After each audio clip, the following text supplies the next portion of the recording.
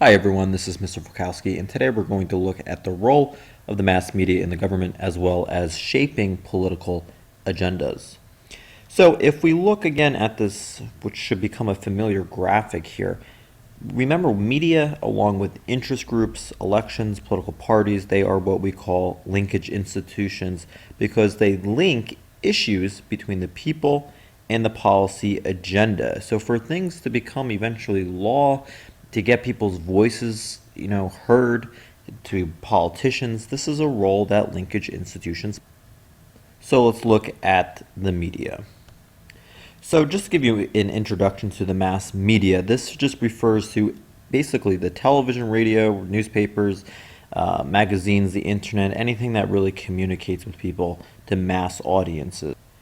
And in addition, we have a new concept called high-tech politics, which is a politics in which the behavior of citizens and policymakers and the political agenda itself are increasingly shaped by technology.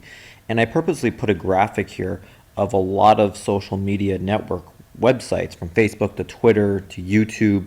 So anytime a politician may want to communicate with his constituents, well, what better way than social media? You can really find very, very few politicians, I would assume, in this day and age, who don't have a Facebook account or who don't have a Twitter account, because this is the age in which communication is changing. So certainly there's going to be a lot more of this type of communication to come. So the mass media today. Effective communication through media is key to political success. And that especially is important during the campaign when you're trying to maintain an image and you're trying to communicate your policy and how you will change government and what things you'll do as a politician. And one thing that's very important is your image. So a lot of times politicians will stage what are called media events. These are events purposely are staged for the media that nonetheless look spontaneous. So sometimes you'll see a picture of Barack Obama with a child posing, and you'll be like, why is he posing with a child? Well, it's all to create this image. Every politician does it. You can look it up on Google Images. It's a great way to convey an excellent image of yourself because, hey, if you're holding a baby, the baby's smiling, you must be a really stand-up person. So media events can be staged by basically anybody. It's easier to propagate a message through mass media because think about how many people are going to be viewing that picture. How many people are going to be watching CNN or Fox News when you're staging that media event? It's a great way to communicate a message very quickly.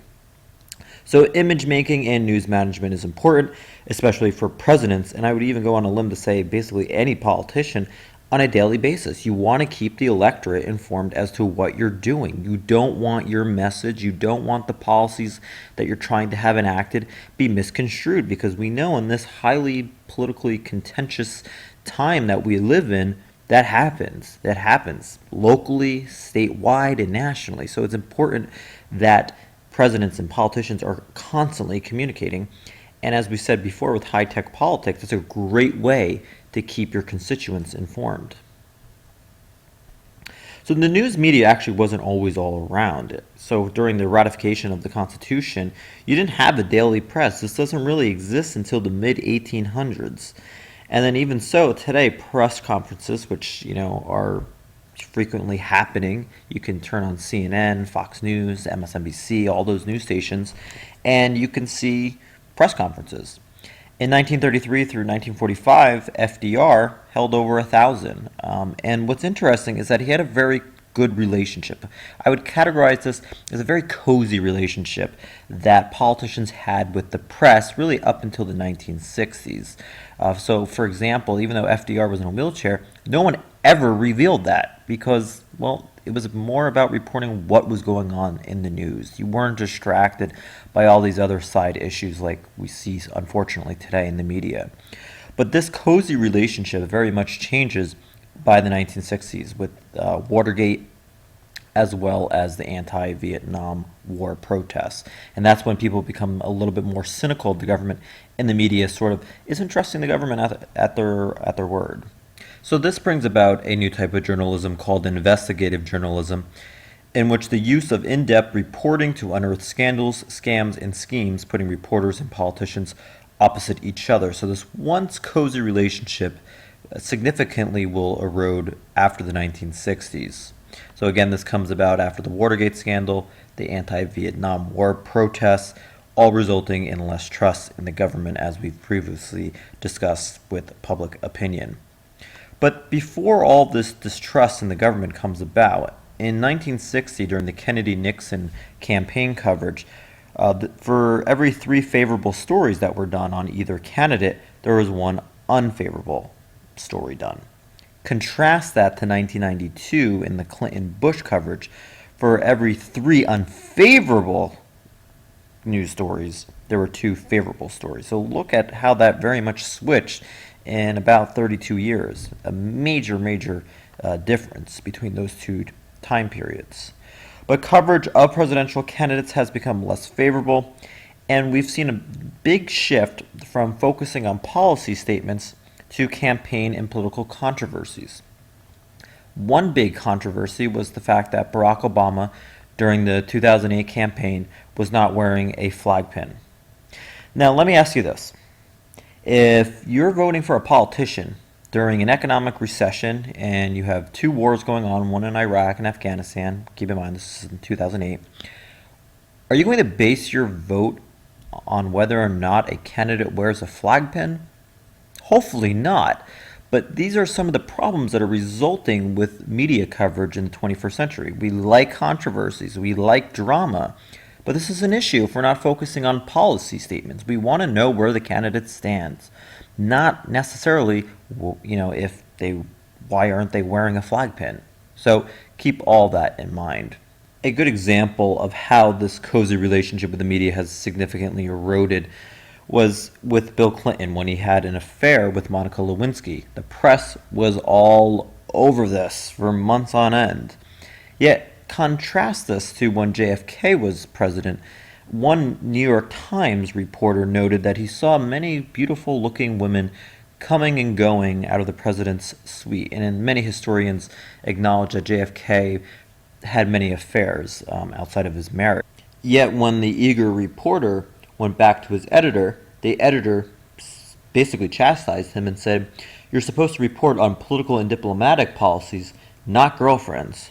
No story here." So it's pretty funny, because if that same issue happened 30 years later, the media would be all over it. So definitely presidential candidates, presidents, politicians, you name it, have become basically under scrutiny, under the eye of the media. Now, when we talk about the print media, we're talking specifically about newspapers and magazines, anything that you would read. And one thing that newspapers and magazines like to engage in is called yellow journalism. And this is a sensational style of reporting characterized newspapers at the turn of the 9th into the 20th century. And a big example of this was the Spanish-American conflict.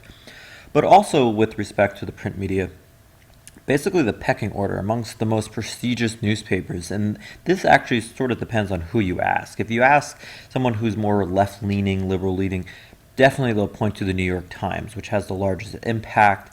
Its editorials typically have a large audience and have a great impact on policy.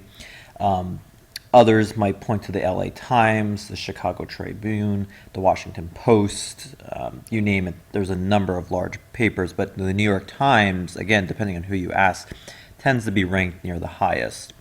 But also, the Associated Press has a major role. If you look in local papers, let's say the New Jersey Herald, they'll often have world events in the newspaper. But the New Jersey Herald, being a small newspaper, doesn't dispatch some local Sussex County reporter to the Middle East.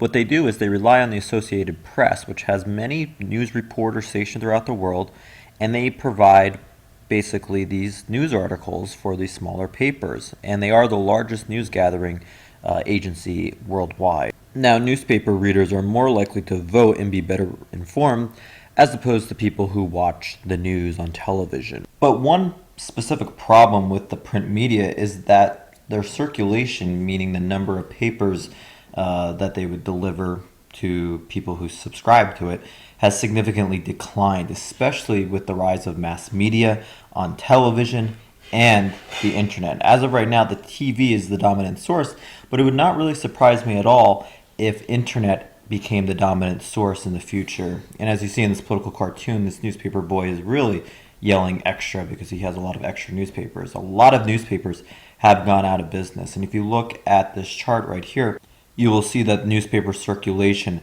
has significantly declined daily by up to 11%, Sunday at around 7-8%. So newspapers are not doing well, not a good business to get into, and again, many have gone out of business. And again, that's a major result of the internet. But the broadcast media, let's start there.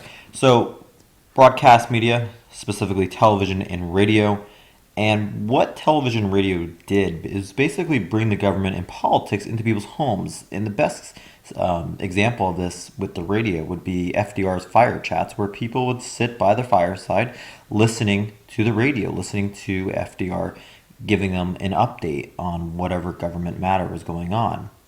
And then with television, the Vietnam War, people could sit from the comfort of their home and watch news bulletins about the war in Vietnam. They could also watch the protests, and definitely this has a major impact on shaping people's thinking on specific events. And television even had an impact on politicians' appearances as well as mannerisms. The best example of this is the Kennedy-Nixon presidential debate. There's a video clip on my website, and Nixon refused to wear makeup, and during this debate, I mean, he was sweating bullets. Yet if you contrasted this with Kennedy, Kennedy looked cool, calm, and collected, and he also had a very good upkeep. He looked very well prepared.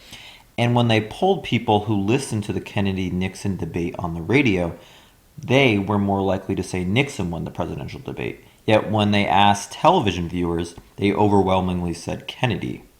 Interesting enough, again, how appearances are everything. And one last thing, 24-hour networks have sprung up like CNN, which have, again, been providing breaking news coverage for the White House, politicians. Some politicians will be asked to brief the media on what's going on, and politicians will respond, well, I know as much as CNN is showing right now. So 24-hour networks, the broadcast media sometimes provides more information to the government than they actually really know at that time, especially when it concerns breaking news matters. So government regulation of broadcast media, there's something called the Federal Communications Commission, the FCC, and basically they regulate the airways, what's allowed and what's not allowed on television and throughout the media. So they prevent near monopoly control, so you can only own no more than 35%. They review performances of stations, so are they abiding by the rules that they set forth? So for example, you couldn't say the F word on the radio because that would be considered obscene. And then they issue fair treatment rules for politicians. There's one thing called the equal time rule. If a station is selling advertising time to one candidate, it should do the same to, I shouldn't say it should, it must do the same to other candidates. Again, equal time. The right of reply rule is another rule. If a person is attacked on a broadcast other than the news, then that person has a right to reply via the same station. Typically, they don't because they don't want to bring more attention to that, but they do have that opportunity as set by the FCC.